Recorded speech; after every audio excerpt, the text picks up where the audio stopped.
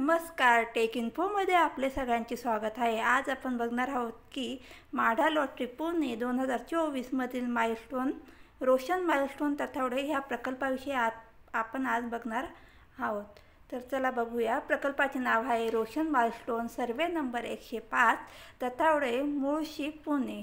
तिथे 1 BHK आणि 2 BHKचे फ्लॅट अवेलेबल आहे विथ बाल्कनी। ही एक चांगली गोष्ट आहे ती, आणि ते सगळे फ्लॅट हे कॉमन बिल्डिंगमध्ये आहे, अशी माडाची कोणती सेपरेट बिल्डिंग तिथे दिलेली नाही। तर चला बघूया आपण। प्रकल्पाचा कोड स्कीम कोड आहे 809A 809B।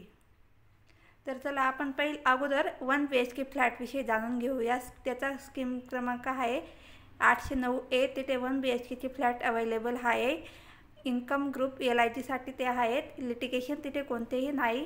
टोटल फ्लॅट 10 आहेत।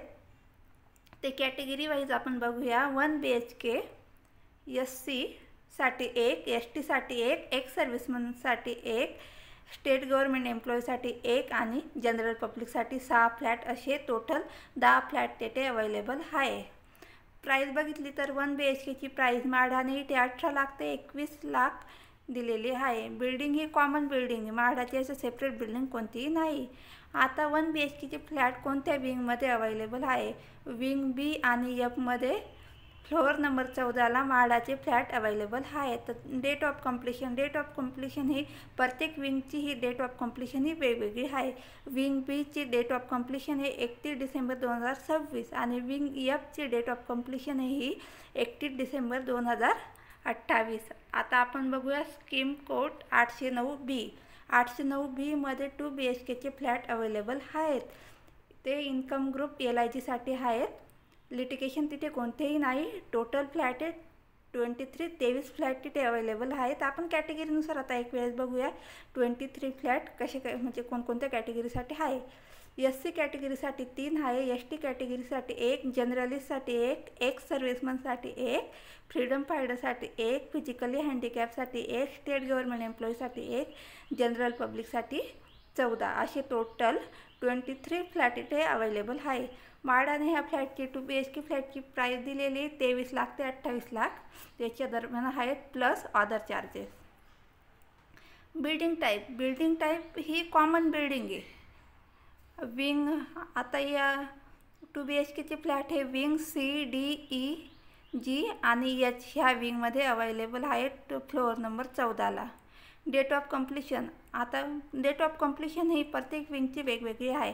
आता इथे बघू, विंग C ची date of completion 31 December 2026, wing D ची डेट ऑफ कम्प्लिशन आहे, विंग D आणि विंग E दोघांची डेट ऑफ कम्प्लिशन आहे 31 डिसेंबर 2027, विंग G आणि विंग H ची डेट ऑफ कम्प्लिशन आहे 31 डिसेंबर 2028। आता याचे ह्या फ्लॅटचे काही ॲडव्हान्टेजेस पण आहे, काही डिसॲडव्हान्टेजेस पण आहे। ॲडव्हान्टेजेस बघूया पहिल्यावर। ॲडव्हान्टेजेस म्हणजे ही एक कॉमन बिल्डिंग आहे, माडाची अशी कोणतीही सेपरेट बिल्डिंग नाही आहे। म्हणजे प्रायव्हेट बिल्डरांचे फ्लॅट त्या बिल्डिंगमध्ये आहे, त्याच बिल्डिंगमध्ये माडाचे फ्लॅट त्यांनी दिलेले आहे। बाल्कनी, प्रत्येक फ्लॅटला बाल्कनी दिलेली आहे। 1 BHK आणि 2 BHKच्या फ्लॅटला त्यांनी बाल्कनी दिलेली आहे।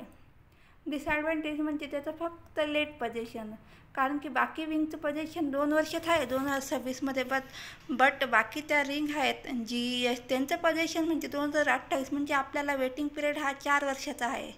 त्यामुळे त्याचं सगळ्यात मोठं डिसॲडव्हान्टेज म्हणजे लेट पोझिशन। आणि रेंटचा विचार केला तर तिथे आपल्याला 1 BHK साठी 15,000च्या दरम्यान आपल्याला भाडं मिळू शकतं, आणि 2 BHK साठी 20 ते 22-23 हजारापर्यंत आपल्याला रेंट मिळू शकतात। आता आपण फ्लोअर प्लॅन बघून घेऊया। तर चला तर आपण आता विंग B मधला फ्लोअर प्लॅन बघून घेऊया। विंग B मध्ये 1 BHKचे फ्लॅट इथे दिलेले आहेत। इथे बघा, हा फ्लोअर प्लॅन विंग B साठी आहे।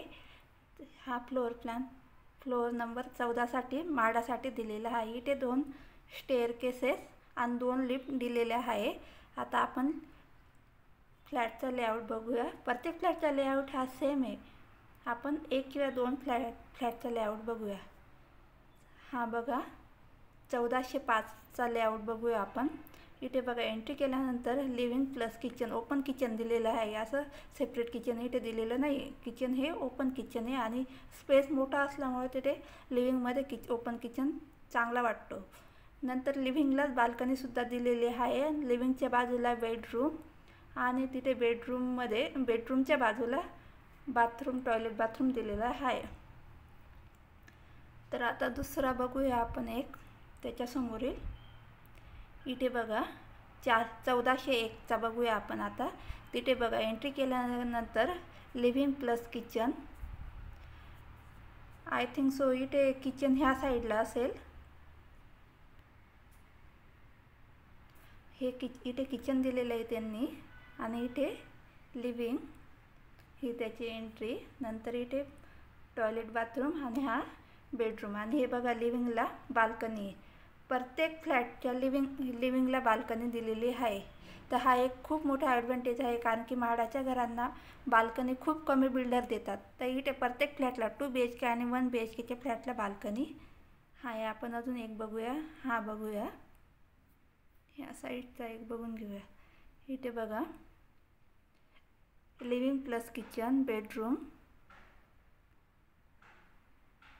बाथरूम आणि प्लस बाल्कनी या प्रकारे इथे दिलेला आहे. हा झाला विंग बीचा फ्लोअर प्लॅन 1 BHKसाठी.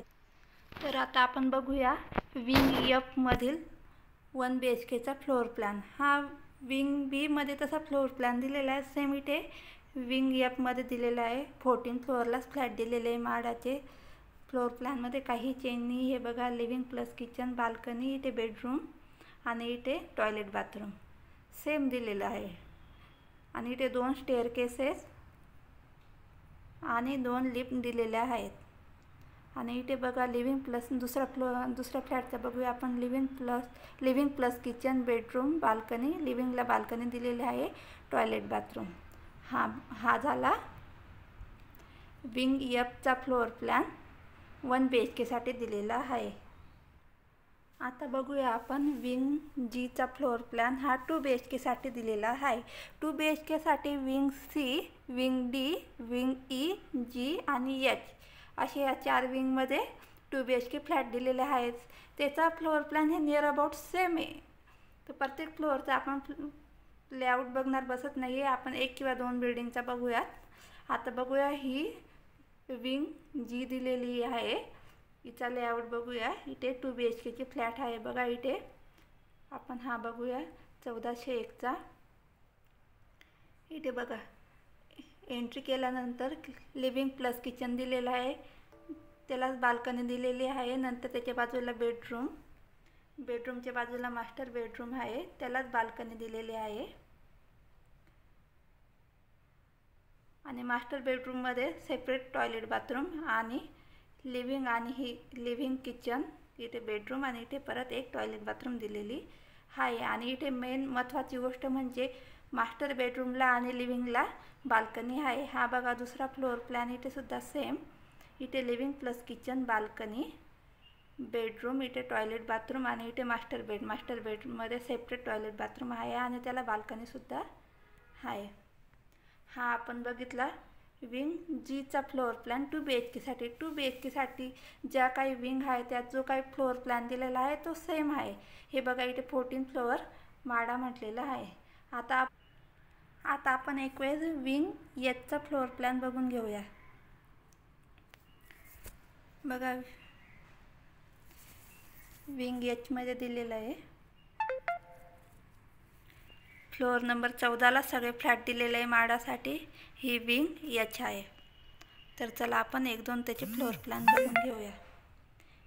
इथे बघा एंट्री केल्यानंतर सेम लिव्हिंग प्लस किचन, त्याला बाल्कनी आहे.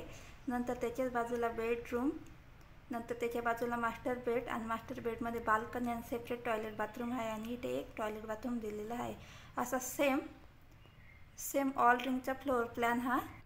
तर आपण बघितलं 2 BHKसाठी जे काही रिंगमध्ये फ्लॅट दिलेला आहे त्या विंगमध्ये प्रत्येक फ्लोअरला नाही 14व्या फ्लोअरला सगळे माडाचे फ्लॅट दिलेले आहेत. तिथे बघितलं आपण floor plan near about same आहे प्रत्येकाचा, फक्त साईजमध्ये थोडाफार डिफरन्स येऊ शकतो. त्यानुसार माडाच्या किमतीतसुद्धा तफावत येऊ शकतो, कारण की 2BHK ही त्यांनी 23 लाख ते काहीतरी 28 लाख अशी दिलेली आहे. त्यानुसार ते प्राईजमध्ये काहीतरी कमी जास्त येऊ शकतं. तर आपण बघितलं की प्रत्येक फ्लॅटला ॲडव्हान्टेज बघितलं की प्रत्येक फ्लॅटला बाल्कनी आहे आणि 2BHKमध्ये बेडरूमलासुद्धा बाल्कनी आहे आणि लिव्हिंगलासुद्धा बाल्कनी आहे. हा त्याचा खूप मोठा ॲडव्हान्टेज आहे आणि ते आपण ह्या प्रोजेक्टसाठी नक्की अप्लाय करू शकतो. फक्त याचा डिसॲडव्हान्टेज म्हणजे काही विंगचं हे पोझिशन खूप लेट आहे, पण काही 1-2 विंगचं पोझिशन हे 2026मध्ये आहे, तर आपण नक्की अप्लाय करू शकतो. तर व्हिडिओ कधी तुम्हाला आवडला असेल तर लाईक आणि सबस्क्राईब करायला विसरू नका, कारण मी जे काही नवीन व्हिडिओ माडाबद्दल टाकणार आहे, काही नवीन अपडेट येणार आहे की लॉटरीची डेट काय आहे याबद्दल बाकी मी सविस्तर माहिती तुम्हाला ह्या चॅनलवर पुरवणार आहे. त्यामुळे तुम्ही सबस्क्राईब करायला विसरू नका. Thank you so much.